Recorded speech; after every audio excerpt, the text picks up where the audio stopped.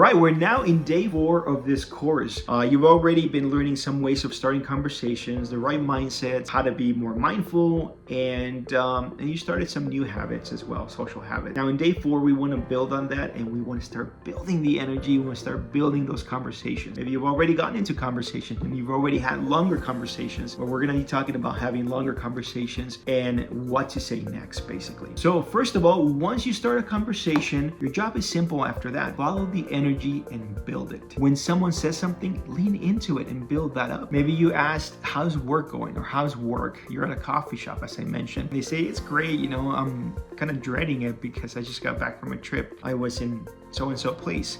You say, tell me more about that. How was that? What was your highlight of that trip? Of course, not in one question, but multiple questions you might have about that trip. Or they talk about their work and they are genuinely enthusiastic about it. And you say, what got you into that, right? It's not about talking about something that's boring because that's what it came up, but it's about talking about things that are exciting both to you and to the other person, and finding that common ground and building that common ground up. So yeah, what was your favorite part of the trip? What's your favorite part of your work? Or maybe they got into something new. What got you into that? What got you into that new hobby? What got you into pickleball, into tennis? Or how's that been going? Or maybe you're really deep in the middle of a conversation and something heavy comes up and they're going through a difficult situation.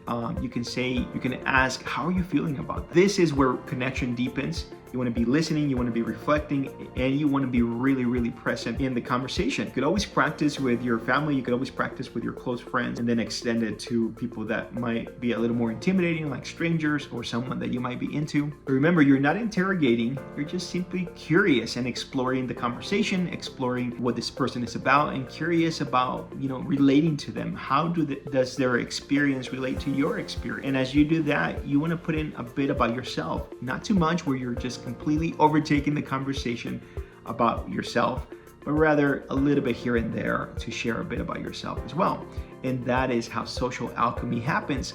How you begin to build a connection out of thin air. How do you build a connection with a complete stranger within seconds, minutes, sometimes even without even saying a word, and just with a look, because you have that intention and that energy before you even open your mouth. So the homework for today is simply, once you're in those conversations, let's say you're keeping up with that habit of starting conversations with people, or even with the people you already know, whether it's your family, your friends, whoever, or your significant other, start to ask those follow-up questions. Pause a little bit, take a little bit of a breather, be present, and then ask follow-up questions. Try to read between the lines. What are they feeling? What are they trying to say when they share that story about their trip, about their work, about their colleague at work, or whatever it might be? And have some of these follow-up questions. Feel free to use the ones I shared, and feel free to come up with your own, especially if you're interacting with some of the same people you interact with regularly, from coworkers, family, and friends. Try that. So email me, let me know how it went, and I'll see you in the next video.